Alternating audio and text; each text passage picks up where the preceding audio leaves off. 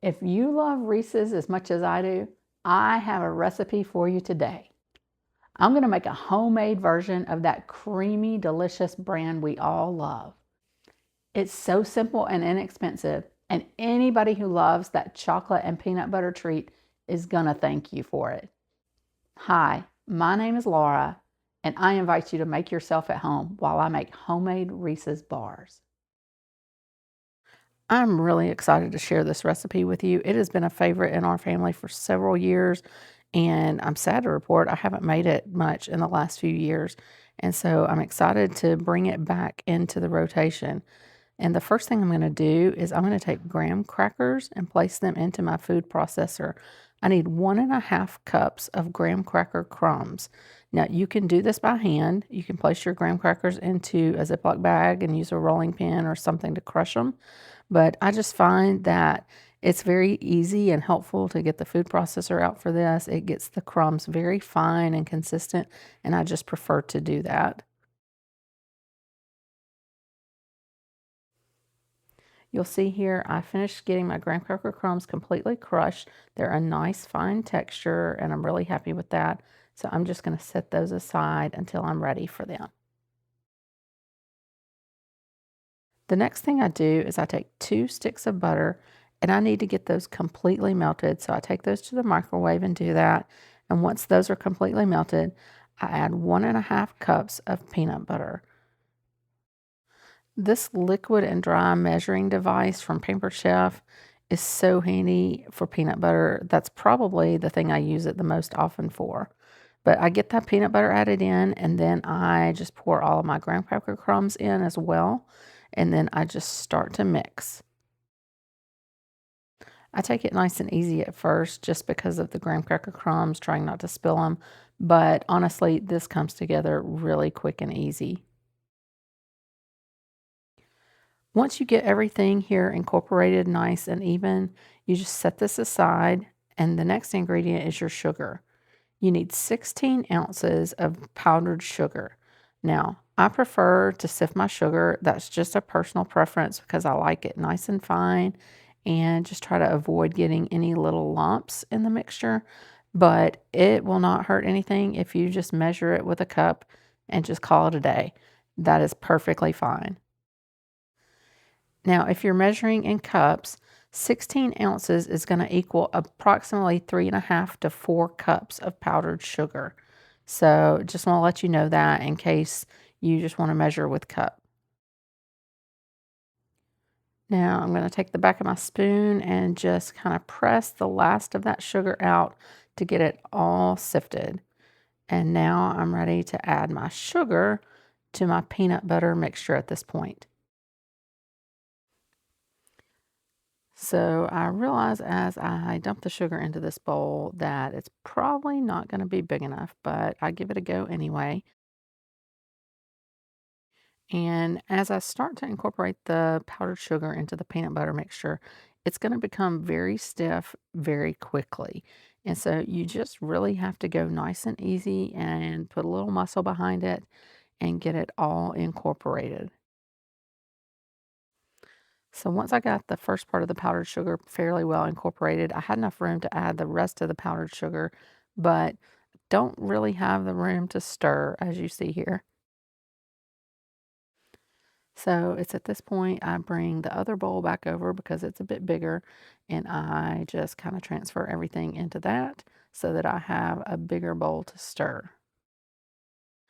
I'm guessing we've all had similar experiences in the kitchen, so I figured instead of editing this out, I would just show you as it is.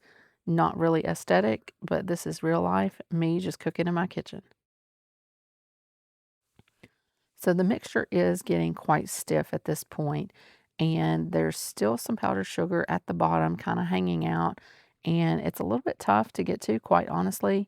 So I continue to stir, but you'll see here in just a minute, I decide I'm actually going to go ahead and get my pan, my 9 by 13 pan, which I already have sprayed, and I'm just going to dump it in there and honestly finish mixing this in the pan. And I found that to actually be pretty effective, and it worked all right for me. Now, if I had it to do over again, I would just get a larger, wider bowl where I would have more room to kind of dig under there with the spatula and incorporate the sugar. But hindsight is 2020, but just giving you a heads up about that if you want to make this at home. And at this point, you just want to get everything spread out. And of course, I'm going to incorporate the last of that sugar in as I do that, but you just get everything spread out nice and even. I've seen other versions of homemade Reese's where you make them in muffin tins and actually pour chocolate on the bottom and sides, and then add your peanut butter filling, and then add chocolate to the top. And don't get me wrong, those are lovely.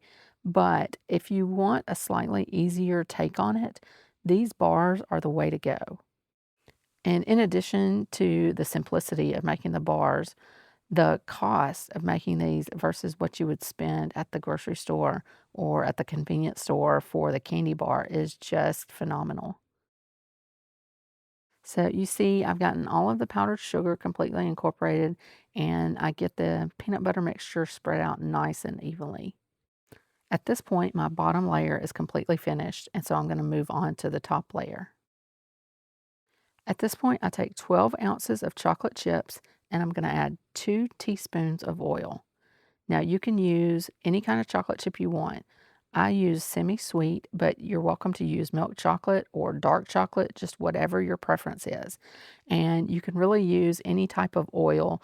You can use a coconut oil if you want, but the point is really to help the chocolate chips melt nice and smoothly in the microwave. And once you get the oil added to your chocolate chips, you want to microwave this in 30-second increments. I microwave them in 30-second increments on 50% power. And every 30 seconds, you want to pull them out and stir them. Now, I ended up doing mine between a minute and a half and 2 minutes. And once they stir together and come together as a nice, smooth, glossy mixture, that's when you know it's ready. And at this point, you probably can guess the rest of the process, but you just pour this out fairly evenly if you can, but you just get it all over your peanut butter mixture, and then you take your spatula and you just spread it out as nice and evenly as you can. I will fully confess to you that chocolate and peanut butter is probably the number one flavor combination for desserts or candy treats here in this household. My husband is an enormous fan of the Reese's eggs. I'm curious, what is your favorite candy? Do you have a favorite flavor combination like this? I have seen other homemade versions of candy bars on the internet, like homemade Snickers, homemade Twix. Honestly, I've wanted to try them for a long time, but never made those. I've had this recipe since I got married and have been making it for probably 25 years now, but have never made any of the others, and I may just have to do that sometime soon. So let me know if there's anything like that that you're interested in seeing that you'd like me to share in a video. Now, you see with this chocolate, I'm just trying to get it spread out nice and evenly all the way to the edge of the pan. And at first, you might think the layer is too thin for the amount of peanut butter. That's what I thought too, but it's not. Just trust me, it's just perfect. It's the perfect ratio of chocolate to peanut butter. Once you finish spreading your chocolate out, then you want to cover your pan and put it in the refrigerator to chill for a few hours. And it's going to be a little painful because you're waiting on these delicious Reese's bars, but it's so worth it.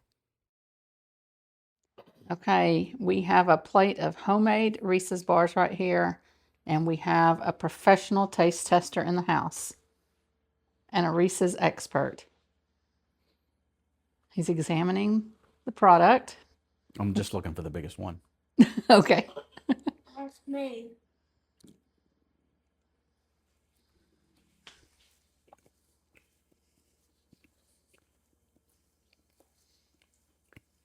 They're not any good. You don't want any. Are you sure? I'll take care of these for you. Okay. No, no ways, not ways.